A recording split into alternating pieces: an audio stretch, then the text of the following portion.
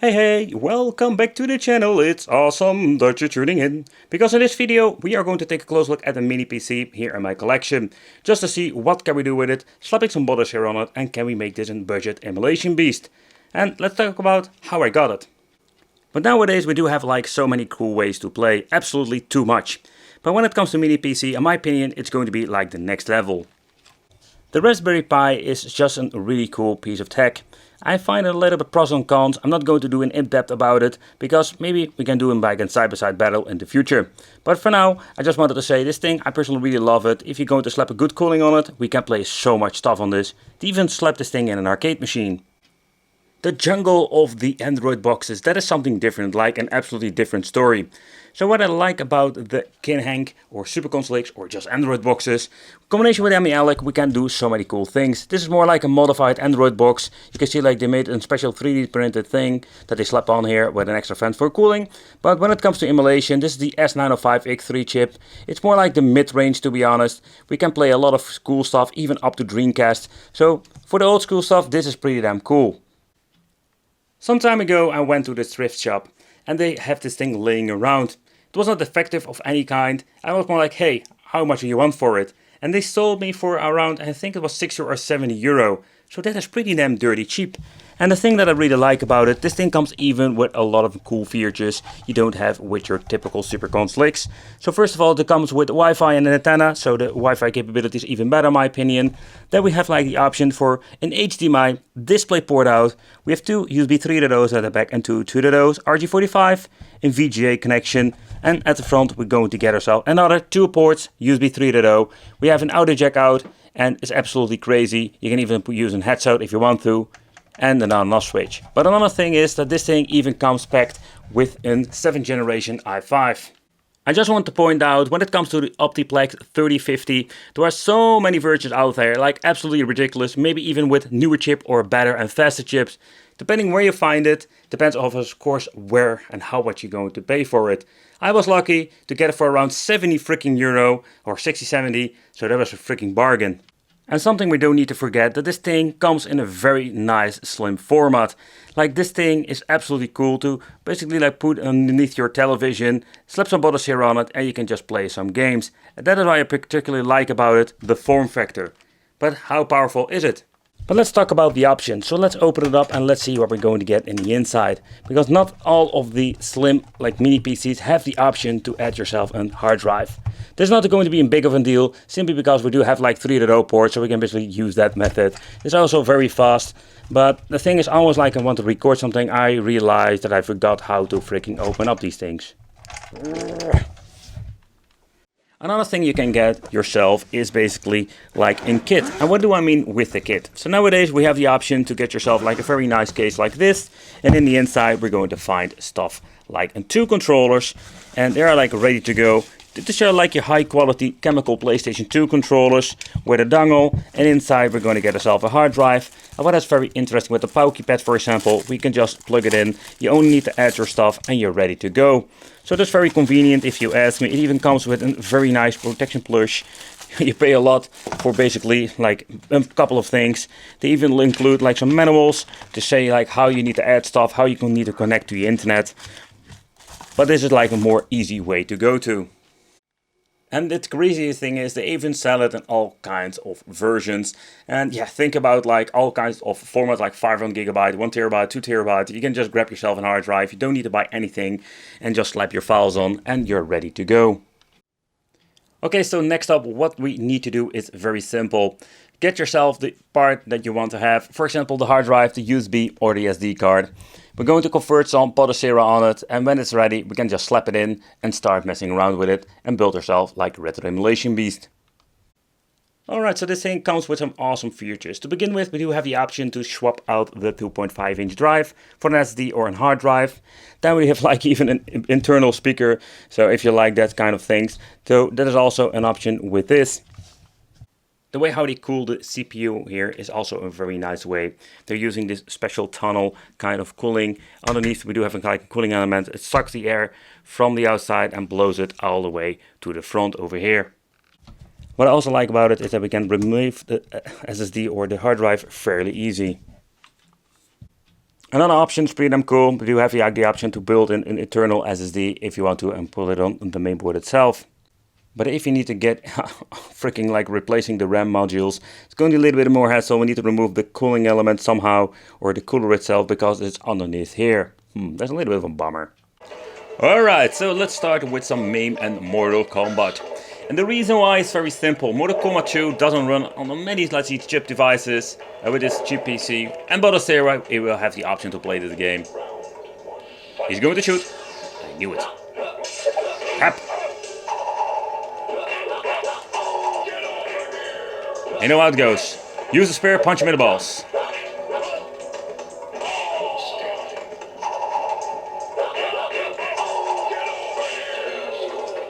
But the game runs pretty damn good.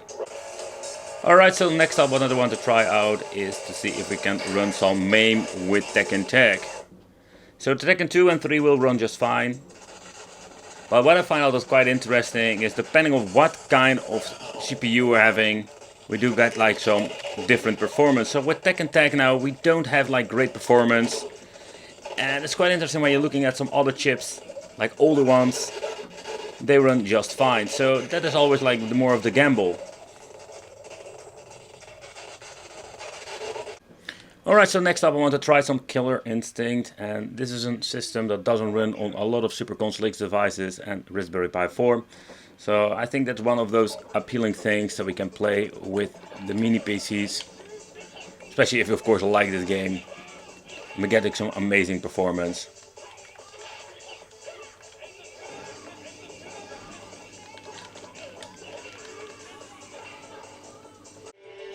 Alright, so next up let's try some Atomiswave. I did notice some minor hiccups.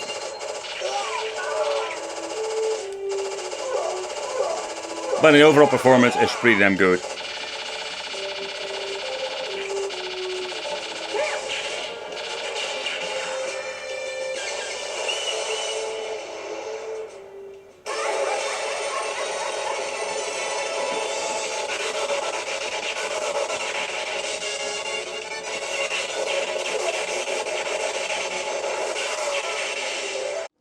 Alright, so next up I wanted to try some PlayStation 1.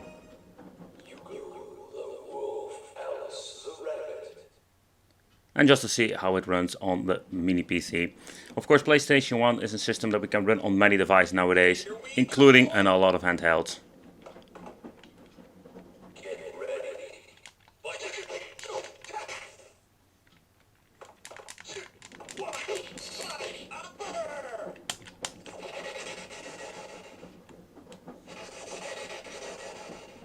But this is a great example that we do have some minor stutters, and this is nothing to do with maybe compatibility. This is more to do with the way how you communicate. In this case we're going to use a USB drive, but again, like, it's kind of interesting to see like how the performance can be different between all kinds of mini PCs. And I've reviewed all kinds of cheap ones, but this is even like the one of the later chipsets, and the support in general is not that great. Okay, so unfortunate, we needed to remove the CPU cooler, and the reason why is very simple. What we're going to get with this bloody thing is we're going to get some pretty damn horrible performance. But we're only going to get 4 GB of RAM. Normally it needs to be enough, but we're only going to get 1 DIMM. So we're going to replace it with 2 DIMMs just to see if we can get some better performance over here. Yeah, basically where we're now, we're just working with this device. Let's remove also the thermal paste, because I think it's going to be, yeah, it's going to be very old, so we need to replace it too. So let's clean it up and let's replace all of these things. Okay, so next up let's try some N64. It runs way better than on your typical Super Console X, but I must say, like, I still have some stutters. The weird thing is, like, I've been messing around with this configuration. I think this is just a problem with the CPU that this thing is running on. I've like the latest Botosera in combination with dual channel memory now, and even like replaced the thermal paste, so we don't have any, let's say, thermal throttle from the CPU part. Alright, so next up test, we want to try some Dreamcast. Dreamcast, the same story like with Super Console X. The Super Console X, that runs pretty damn good on most devices now.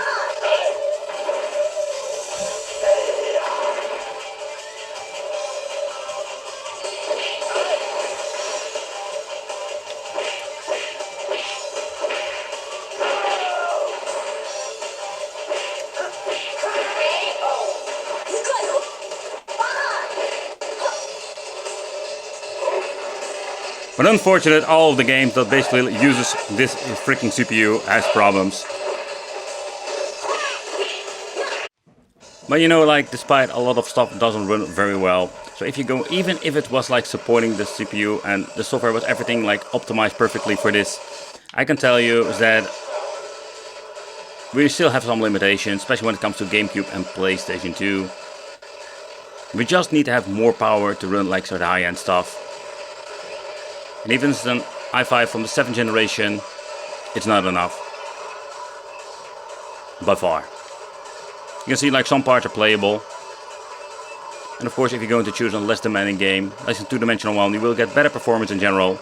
But the story is the same, like always.